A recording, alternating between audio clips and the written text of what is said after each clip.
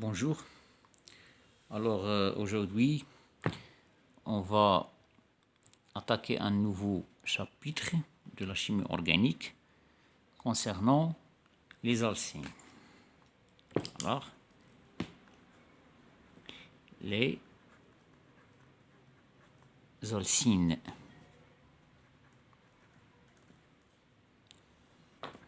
D'accord?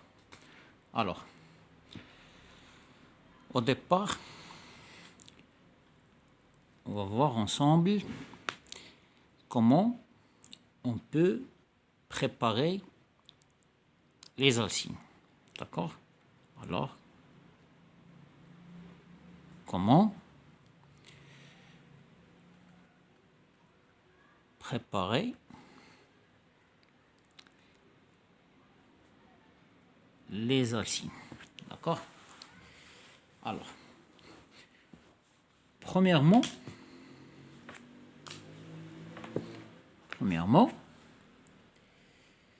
c'est par élimination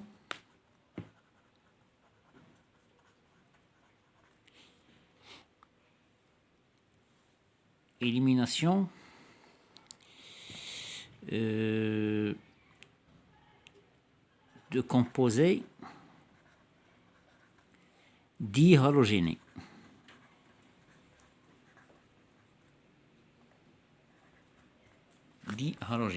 D'accord? Alors, la réaction est comme ça. On a C, voilà X, voilà notre X, le dihalogène, H. Alors, sous l'action d'une base, on obtient l'alcyne, voilà, plus 2HX. Voilà notre alcyne. D'accord? Alors, cette élimination donc nécessite des conditions. Par exemple, cette élimination nécessite la base NaNH2 en présence de NH3, l'ammoniac liquide. Et ça, généralement, pour préparer les alcynes vraies. Les alcynes vraies ayant la structure R, C, H. Ça, c'est un alcyne vrai. D'accord? Alors, comme exemple, par exemple, on a CH3, CH2, C, Br et CH3. Alors, sous l'action de NaNH2 en présence de NH3 liquide, qu'est-ce qu'on obtient? Donc ici, comme nous avons déjà mentionné, c'est pour la préparation d'un alcyne vrai. Donc on obtient CH3, CH2, C, triple liaison C, H.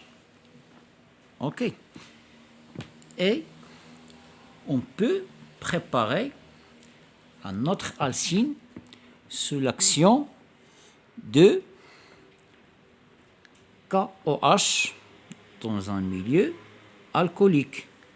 Donc, on obtient CH3, C, triple liaison C, CH3. D'accord? Donc, on a deux voies pour la préparation des alcynes. Ok. Ça, en 1. Deuxièmement, c'est la réaction d'anion alcynyle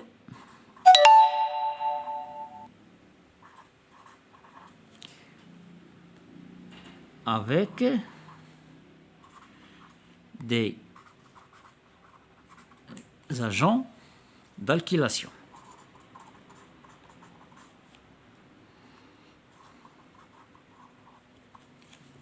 D'accord? Alors, par exemple, comme titre d'exemple, voilà,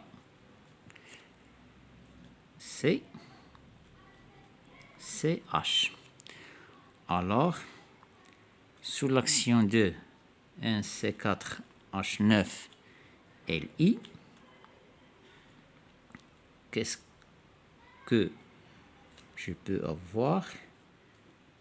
C'est donc le départ de H-. Alors, c'est moins. Et sous l'action de CH3I, voilà Li plus, donc ce carbone qui porte la charge moins va attaquer le CH3 et le départ de l'iode. Donc, qu'est-ce que j'obtiens comme produit final? C'est CH3 plus Li. D'accord? C'est notre réaction. Maintenant, on passe à réactivité des alcynes. Alors, premièrement, c'est l'addition électrophile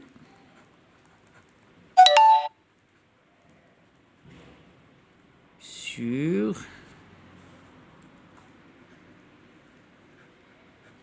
les alcynes. D'accord? Voilà. Au départ, on va voir l'attaque de X2. X2 soit Cl2 ou Br2. D'accord? L'addition de X2. Alors, le mécanisme réactionnel est le suivant. Voilà notre alcyne RCCCR'. Alors, sous l'action X2, voilà XX. Qu'est-ce qu'on obtient? C'est C. Voilà notre R. X et R'. La réaction ne s'arrête pas ici. Alors, sous l'action de X2, qu'est-ce que j'obtiens? R, C, R'. Ici, c'est X.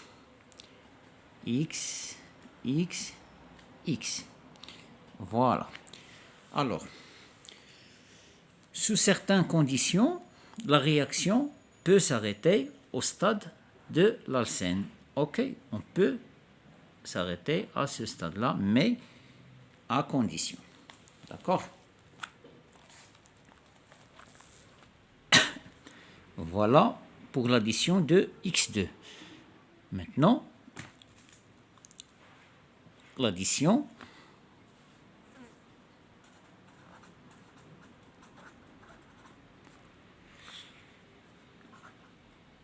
alors d'acide de type HX. D'accord? Alors, voilà notre alcyne RCC et H plus HX. Alors, on a l'attaque sur H et le départ de X. Donc, c'est la formation du carbocation le plus stable. Alors, R, c'est plus W C, H et H. Plus c'est L moins. D'accord? Alors,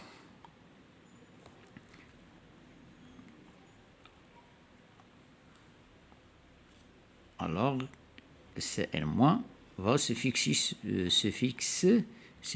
sur ce carbone qui prend la charge positive. Qu'est-ce que j'obtiens? R, C, Cl. Dans notre cas, X égale à Cl, par exemple. Cl, c'est H2. Et en général, alors, R, C, C, H, plus HX, alors l'attaque sur H et le départ de X, qu'est-ce que j'obtiens? R, C plus, C, H, H plus, X moins. Alors ce X moins va se fixer ici, j'obtiens le R, C, X, doublison, CH2. D'accord? Et ça peut réagir avec une autre HX pour obtenir R, C, X, X et CH3. Et voilà notre produit final. Donc, l'addition de la deuxième molécule de HX est plus facile par rapport à la première addition. Ok? Pourquoi? Car le carbocation vénylique est moins stable que le carbocation RC plus CH3X. D'accord?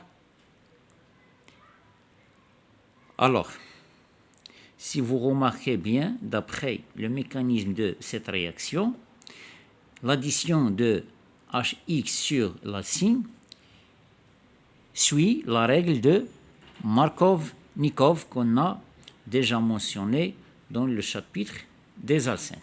D'accord? Voilà. Et maintenant, on passe à l'addition de H2O, de l'eau. Alors, addition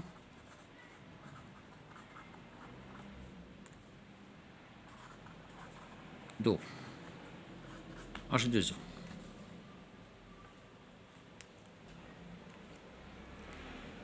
Alors, ça veut dire, qu'est-ce que ça veut dire l'addition de l'eau sur un alcyne? Ça veut dire qu'on peut faire l'hydratation d'un alcyne. D'accord? Donc, la réaction est la suivante. R, C, C, C, R. Voilà notre alcyne. Alors, l'addition de H2O toujours se fait en présence d'un acide. Ok? H+, est catalysé par HgSO4. Alors, qu'est-ce que j'obtiens? C'est C, R, R, H, OH. D'accord? Voilà mon produit. Alors, ce produit-là est un énol. Ce énol-là est non stable. Non stable. Ça veut dire instable. Alors,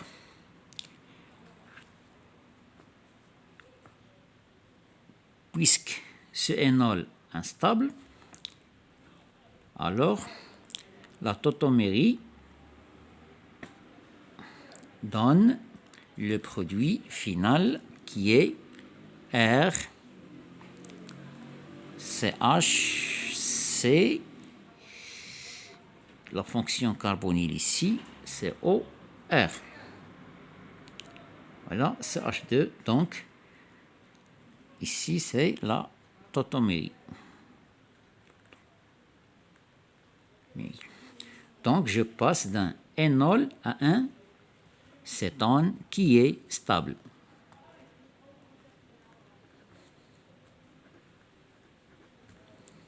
D'accord?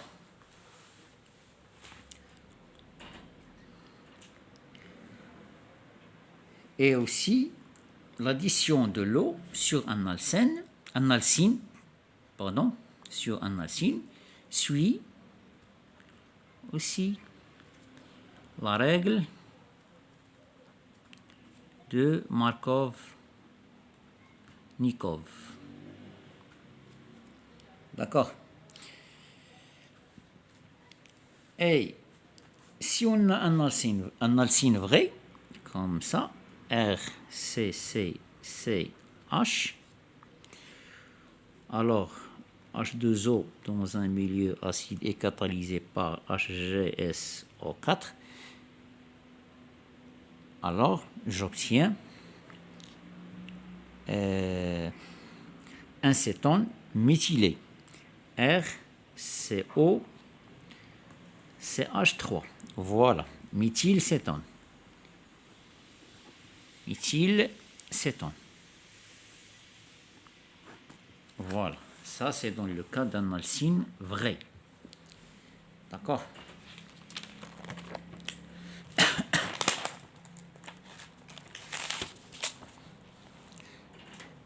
Maintenant, on passe à l'hydrogénation des alcynes. Hydrogénation des alcynes.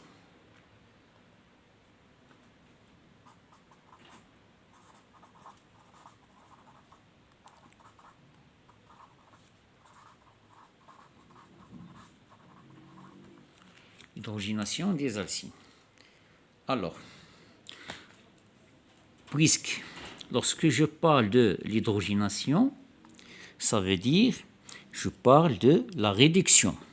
Donc l'hydrogénation des alcynes, ça veut dire la réduction d'un alcyne en alcène ou bien l'hydrogénation alors des alcynes, ça veut dire la réduction des alcynes vers les alcènes ou bien vers les alcanes. D'accord? Cette hydrogénation est très facile. R, C, C, C, R'.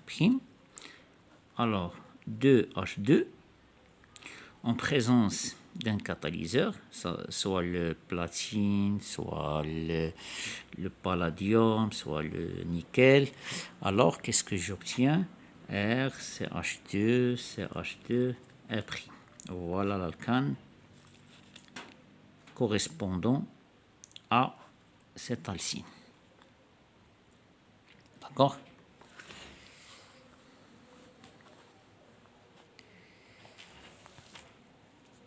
Alors, qu'est-ce qu'il reste maintenant?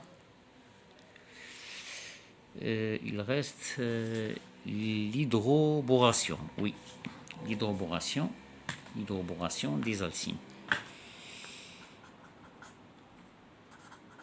Hydroboration des alcynes. Alors, la réaction est la suivante. Alors, on a un alcyne R, CCC, R', plus le B2, H6. Alors, cette réaction se fait à froid, à 0 degré Celsius. Alors, qu'est-ce que j'obtiens? De CC, voilà, R, H, R'. Oh. B. Alors, ça c'est quoi? C'est le trivinylborane. J'obtiens le trivinylborane. D'accord? Et sous l'action de CH3CO2H, qu'est-ce que j'obtiens? Un alcène CC R H H R prime R prime H. Donc un alcène de type 6 Z. D'accord? Voilà.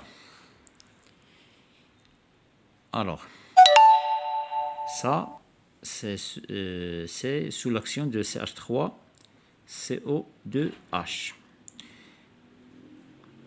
Et si le trivinylborane, c'est, on ajoute H2O2 au H-, alors j'obtiens CC R', R, H, OH 6 fois. D'accord? Ça, c'est un énol. Et on a déjà dit que l'énol n'est pas stable. Donc, l'atomisation, qu'est-ce qui donne? 6R. Ok, CH2. CH2, alors C, notre cétone, R'. Alors, et dans ce cas-là, si R' égale à H, on obtient un aldéhyde. Un aldéhyde. Si R' différent de H, on obtient un cétone. Et cette addition-là, qui donne notre énol, est une addition anti-Markovnikov. Anti-Markovnikov. D'accord?